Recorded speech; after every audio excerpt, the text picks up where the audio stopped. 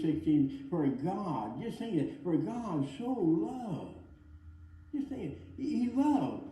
We get amazed at that verse, or we should. I really get amazed at it. In the next scripture I'm going to give, even amazes Him more. Romans 5:8. While we were yet sinners, God commended His love to us. While we were sinners. Now, I've always wondered, even all the years I preach, I say, God, how could you love a sinner? And I think of the sins I've done, and I think that God loved me. And I got saved early, 12 years old. And I wasn't a bad boy, but I did a lot of mean little things. I'm kind of like a red skeleton. I was a mean little boy. And we had this store, and I used to sneak Prince Albert cigarette paper. You remember it used to be attached to the can? How do you remember that? Half and half, yeah. And I used to steal the paper. Now, why not the tobacco, but I'd steal the paper. And I go and pick some dyed corn silk up in the vegetable case, and I go and up in the barn, and I roll that corn silk and smoke it.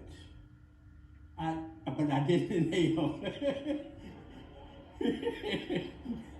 At least I don't think I did. and you see, your sin can get other people in trouble. Then the cigarette man would come in, and the tobacco salesman, he'd come in there, and Mother handled all the buying and purchasing of all the stock, and Dad handled the meat and vegetables. He come in to Mother, and she said, I had paper. I said, you didn't give me any paper on these cans, and people are buying them mad. So he gave her an extra box of paper. You know, you buy a box of them, cigarette paper in pack. And my mother never knew that until later on, years, I think when she came to live with us, and she just found out that I stole that paper. But now you see, you do things bad. And now, how can God love you when you're stealing cigarette paper? How can He love you when you're smoking catalpa cigars? You know what they are? Off a catalpa tree? You ever smoke one of those? Boy, they'll knock your socks off. And I love candy. During the Depression years, you remember that things were bad. How many remember Depression years? You young kids don't know what it is to have rough. I tell you, here we had a grocery store and a whole big glass showcase of candy, and I couldn't have any of it because there was profit. If I wanted an apple or an orange, Mother would go and look on the vegetable rack, which was wooden, but wasn't refrigerated, and she'd take one, had a bad spot, and whack it off in the butcher counter and give me that. I was 14 until I had my first apple. That's true, whole apple. Just part of the apple. And I remember one time Mother got on the bus there in the corner, and she went uptown. And I should have done it right away, but I just waited a while and I went up to Dad. I said, Dad, can I have a piece of licorice? I love licorice candy. And we had the red handles and long black whip. You ever remember those little licorice whips?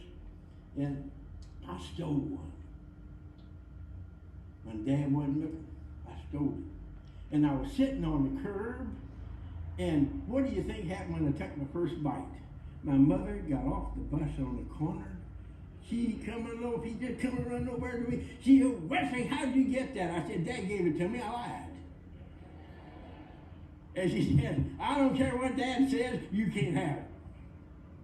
Now, I don't know why, because he couldn't make profit. I had some bit, but I couldn't have it because of what it did. Well, you see, there was stealing paper, getting tobacco salesman in trouble. There was smoking corn silk and catalpa cigars and stealing candy.